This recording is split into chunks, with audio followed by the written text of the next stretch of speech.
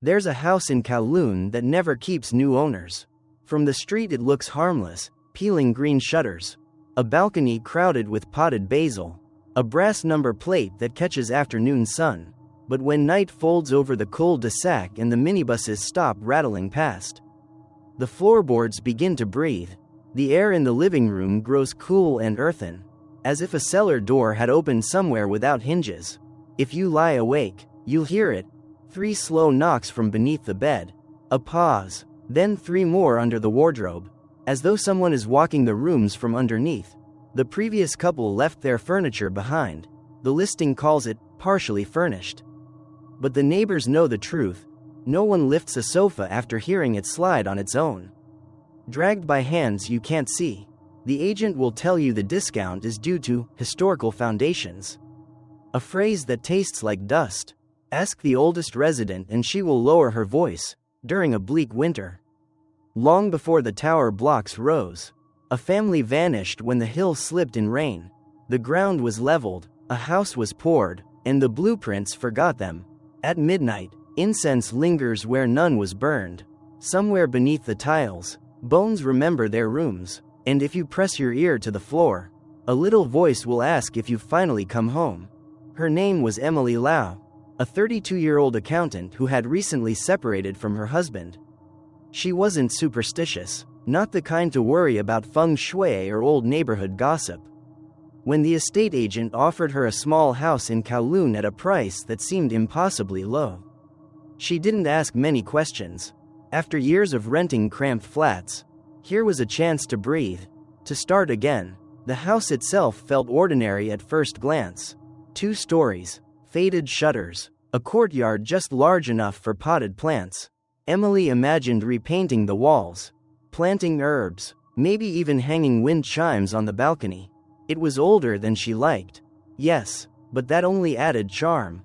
The floors creaked when she walked. The plumbing groaned, but she shrugged it off. Most houses of this age carried their quirks.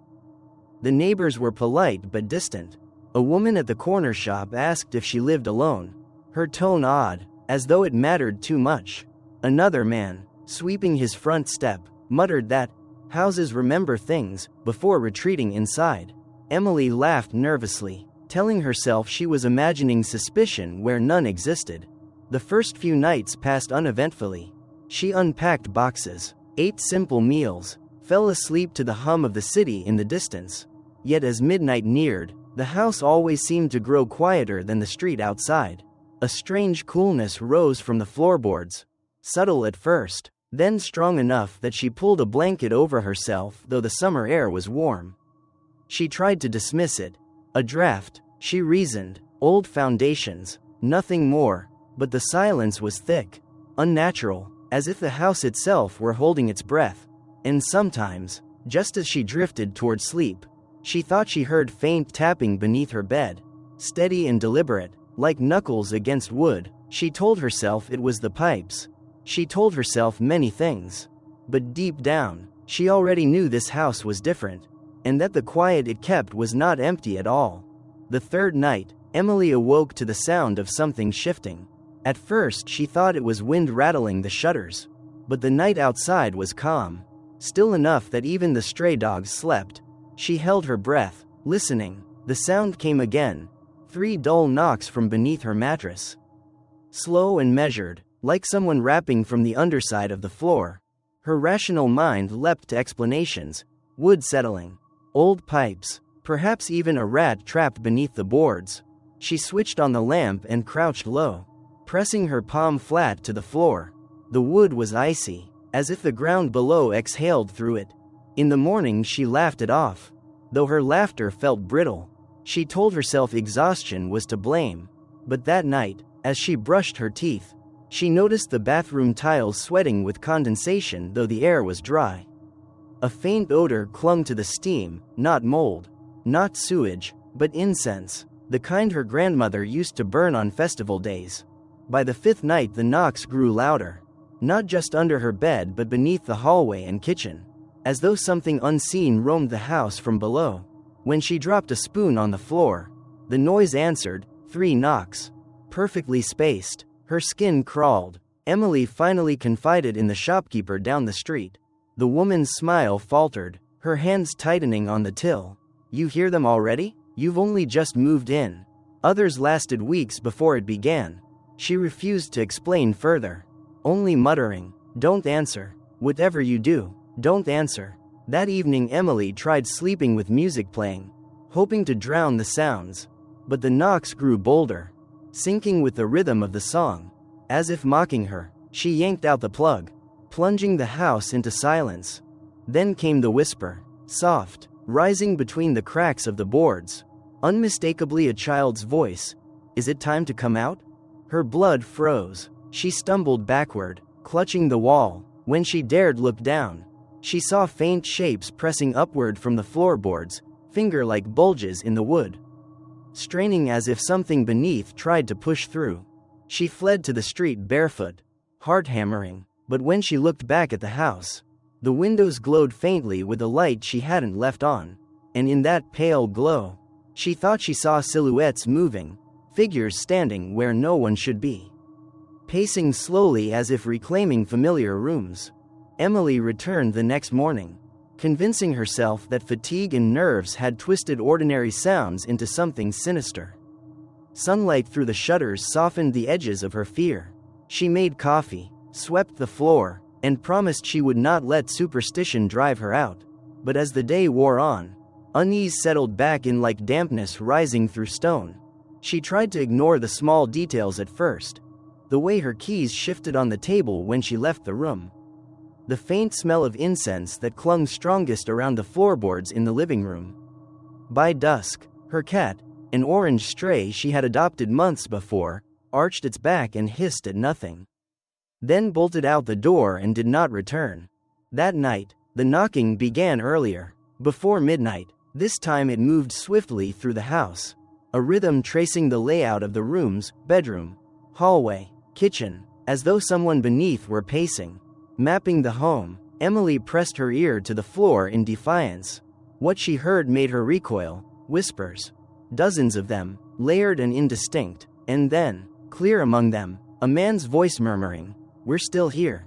She scrambled back, but the voices followed, rising from every board and tile. The knocks grew louder, shaking the table, rattling the dishes. A crack split one plank in the hallway, dust puffing upward as if the earth itself was straining to breathe. Emily ran outside again, but the neighbors had already shut their doors tight. Curtains fluttered closed. Only the shopkeeper watched from across the street. Her face pale, she lifted a hand in warning and called, "You mustn't answer them. They only want you to open the way." Then she, too, disappeared behind her shutters. Emily couldn't sleep. She sat awake on the sofa, clutching a flashlight, the house groaning around her. Around 3 in the morning, the air dropped cold enough that she saw her breath. The boards beneath her feet bulged upward once more, forming the outline of a hand. Fingers pressed against the wood, trembling with effort. The whisper rose again, urgent, pleading, "Let us out." And then she realized the truth. The sounds weren't wandering aimlessly, they were gathering. Every knock, every whisper, converging directly beneath the living room. Beneath her, something was buried there, and it wanted more than to be heard. The next day Emily could not shake the feeling that the house itself was watching her. She decided to confront the mystery head-on. If something was buried beneath, she needed to know. She began by searching through public records at the district office. The house's documents dated back only 40 years, unusually sparse for the neighborhood, but tucked inside an old folder. She found a yellowed report stamped confidential. It mentioned a landslide incident during the late 1950s. Several villagers had gone missing, presumed buried when the hillside collapsed. No rescue was attempted. Redevelopment followed years later. The report ended abruptly. No names listed, no memorial. Emily's stomach twisted. She hurried to the shopkeeper, who finally relented when pressed. It was a family, the woman whispered. Parents, 3 children. The mud buried their home. Developers flattened the ground, built over them. No rights were given. They were never moved. Their rooms became your rooms. That night Emily returned with a crowbar and hammer. The knocking had begun as usual. Steady, Almost expectant, she followed it to the living room, where the cold was strongest. Heart-pounding, she wedged the crowbar between two planks. The wood resisted, then cracked, releasing a rush of air, damp and foul, like earth rotting in darkness. Beneath the first board, soil shifted, black and wet. She pried another, and then another. The whispers surged, no longer faint but urgent, overlapping in desperate voices. "Free us. Let us out." She leaned closer, lantern trembling in her hand. Something pale gleamed in the dirt, a fragment of bone. Beside it, a child's toy, warped with age, its paint long since bled away. Her breath caught. The realization struck with brutal clarity. She wasn't living above a foundation of stone, but on a tomb. The family hadn't vanished. They had remained, trapped beneath her feet, restless in silence for decades. As she stared, the soil shifted again. Fingers, skeletal yet wrapped in shreds of earth, stirred upward, pushing through the dirt toward the open air. Emily stumbled back, the lantern swinging wildly, shadows leaping across the walls. The voices roared, a single cry that rattled the glass in the windows. "Join us." The hole yawned wider. She could feel the floor beneath her tilt slightly, as though the house itself were hollow, waiting to collapse into the grave below. The living room shook as if the house itself was breathing. Dust cascaded from the rafters, and Emily staggered backward, her crowbar clattering to the ground. From the widening gap between the floorboards, skeletal hands clawed upward, slick with black soil, fingernails chipped to bone. They writhed like pale roots desperate for sunlight. The chorus of whispers had grown deafening, no longer pleading but demanding, "Join us. Stay with us. Complete the family." Emily's lantern sputtered in the draft rising from below. For a heartbeat she thought she saw faces staring up through the dirt, hollow-eyed, half-formed, mouths opening and closing in unison. Among them, a child's face surfaced, jaw trembling, voice clear. "Mama, it's dark." Her throat tightened. "You're not mine," she whispered hoarsely. "You don't belong to me." But the voices pressed harder, weaving through her own memories. They spoke with her grandmother's cadence, with her mother's scolding tone, with the laughter of friends she had lost touch with. The well of voices knew her intimately, replaying every familiarity until her resistance cracked. The boards buckled beneath her feet. She dropped to her knees, clutching the floor to steady herself. Cold fingers brushed her ankle, tightening with inhuman strength. Emily screamed, kicking wildly, her heel connecting with bone that cracked like brittle wood. The hand released, but another seized her wrist, pulling her toward the pit. She fought to crawl away, but the soil below shifted like a living tide. Figures rose higher, half-formed bodies of dirt and bone dragging themselves upward. Their sockets burned with dim, ember-like light. Emily's crowbar lay inches away. With a desperate lunge, she snatched it up and swung downward. The metal struck the floorboards with a splintering crack, breaking bone and wood alike. The figures recoiled, the chorus splintering into shrieks of pain. "I know what you are," she shouted, voice raw. "You're not forgotten family, you're trapped echoes. And I won't join you." The soil boiled, angry. The largest figure, a man's corpse still draped in rags of fabric, rose higher than the others, his jaw unhinging as he bellowed, "Then you will never leave." The floor collapsed further, leaving Emily teetering on the edge of a pit that seemed bottomless. Cold wind howled from below, carrying the stench of centuries. She clung to the crowbar, slamming it into the wall studs to anchor herself. For a moment, she dangled over the grave, countless arms reaching, clawing, straining to drag her down. She squeezed her eyes shut and cried out, "I see you, I remember you, but I will not be you." The words struck like lightning. The chorus faltered, the hands slackened, their grip loosening. One by one, the faces sank back, the soil swallowing them with groans like shifting stone. The pit closed slowly, leaving only fractured boards and the echo of their screams.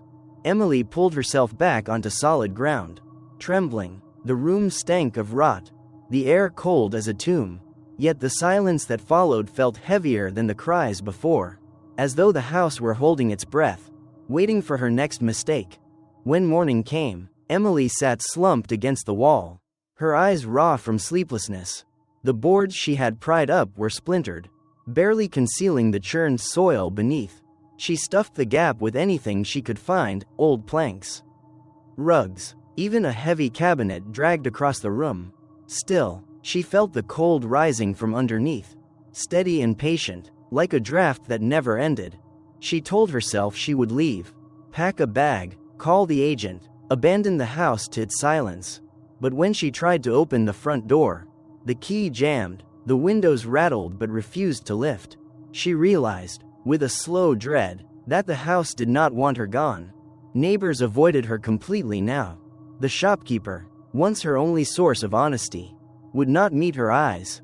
When Emily begged for help, the woman whispered, "They've chosen you. Once they call your name, the house won't let go."